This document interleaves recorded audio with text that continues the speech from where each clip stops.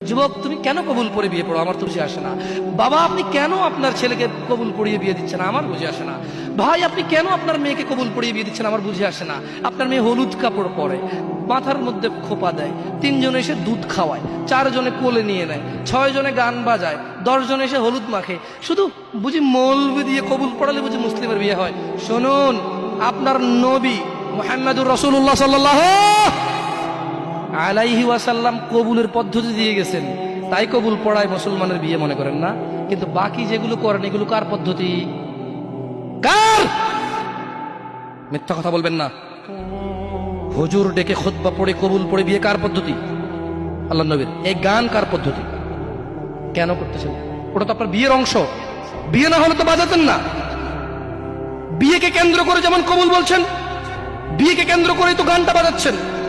কয়জন নবীর উম্মত আপনি? আপনার নবীর নাম কি?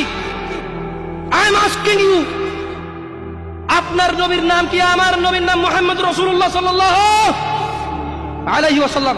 হু is the messenger of Allah for you? আপনার জন্য আল্লাহর নবী কে? কোন নবীর সুন্নাত পালন করলেন গান বাজিয়ে? আপনার জন্য আমার বিল্ডিংটা ভেঙে পড়বে, বলে রাখি ছাড়বো না। আল্লাহ, তুমি আমার ভাইদেরকে হিদায়াত দাও, ইয়া আল্লাহ, ছাড়বো না। এই যে ভূমিকম্প হলো আপনার গান বাজনা বাজানোর কারণে। মুহাম্মদ সাল্লাল্লাহু আলাইহি ওয়াসাল্লাম কি মিথ্যা কথা বলে?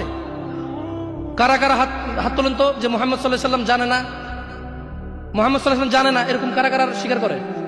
আল্লাহ নবী বলেছে, যখন বাদ্যযন্ত্র বেড়ে যাবে, গায়িকারা সম্মুখে এসে নাচবে, তুমি অপেক্ষা করো, পাহাড়গুলো কেঁপে উঠবে, পৃথিবীটা নড়ে উঠবে। জালজালা, ইযা যুলজিলাতিল আরদু জিলজালাহা, যখন পৃথিবী প্রবল কম্পনে প্রকম্পিত হবে। ওয়া খরাজাতিল আরদু আসকালাহা, যখন এই মাটি তার ভিতরে যা আছে একদম লাথি মেরে বের করে দেবে, লাশ হোক আর যাই হোক, মাটি বলবে যে বের হও, বের হও আমার থেকে, বের হও, আমি তোর আর কাউকে রাখবো না। ওয়াকাল আল ইনসান, মানুষ বলবে মা লাহা, মা লাহা, পৃথিবীটা কি হলো? এই মাটির কি হলো? কেন সে কবরগুলো লাশগুলো বের করে দিচ্ছে? কেন সে স্বর্ণ মতি হীরা মানিক্য বের করে দিচ্ছে?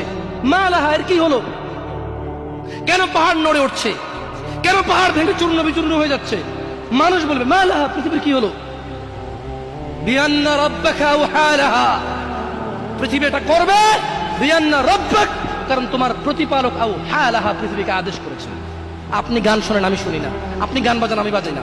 যখন চিটাগং নড়ে উঠলো ভূমিকম্পে, আপনার বাড়ির সাথে আমার বাড়িটাও উঠছে। বন্ধ করেন এই জুলুম আমাদের উপর। আল্লাহর দিকে তাকিয়ে বন্ধ করেন, আল্লাহর দিকে তাকিয়ে বন্ধ করেন। আপনার বাড়িটা যদি ভেঙে ফেলার তো ইচ্ছা হয়, বুলডোজারে ভেঙে ফেলেন, কেউ ধরবে? কেউ জিজ্ঞেস করবে আপনাকে? আপনি গান বাজনা শুনে এভাবে পৃথিবীতে বিপর্যয় নিয়ে আসতেছেন। ইত্তাকিল্লাহ হাক্কা তুকাতিহ, আল্লাহকে ভয় করেন যেভাবে ভয় করা উচিত।